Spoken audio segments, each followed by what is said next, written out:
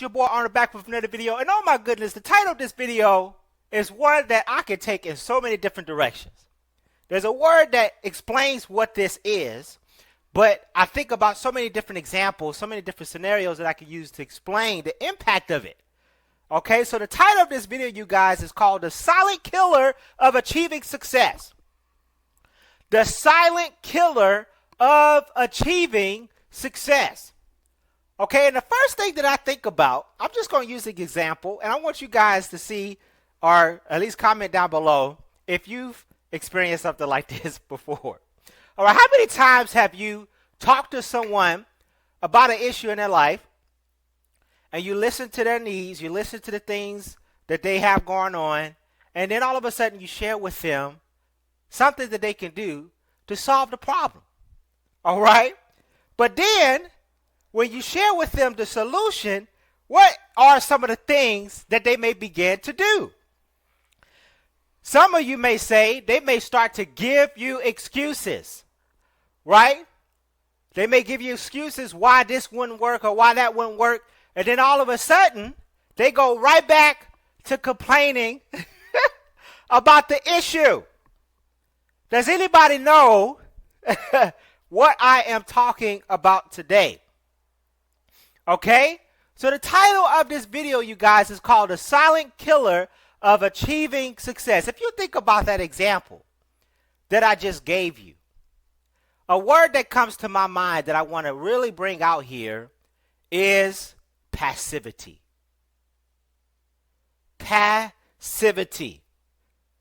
Someone being passive as it regards being responsible for taking the actions necessary in their life to solve issues. Okay, I want you to really think about that word. Okay, what's coming to my mind as I say that, thinking about that example again, the person complaining about the issues, they start to make excuses, okay, but then all of a sudden they start to go back to talking about that problem again, and then they basically conclude with the thought that they're going to hopefully have something that happens for them that'll make things better in their life. Has anyone had a conversation with anyone and has had an experience like that before? Now, with that being said, the thought that I'm trying to bring out in this video today, you guys, is that whether you realize it or not, we are responsible for the decisions that we make in our life. And far too often do we make the decision to be passive as it regards taking responsibility for the actions that we can take in our life. Okay, so what is the medicine, if you will, or the antidote, if you will, for passivity? Guys, I want you to write this word down. It is called personal initiative. Personal initiative. Do you realize that you have the ability to think about circumstances and work them out in a way whereby you can create a plan of action? You may not know every single thing that you need to do, but you can begin taking steps in the direction that you need to go to begin moving forward. Far too often, you guys, and this is, I feel, something that the society has placed in our minds, because monkey see, monkey do, right?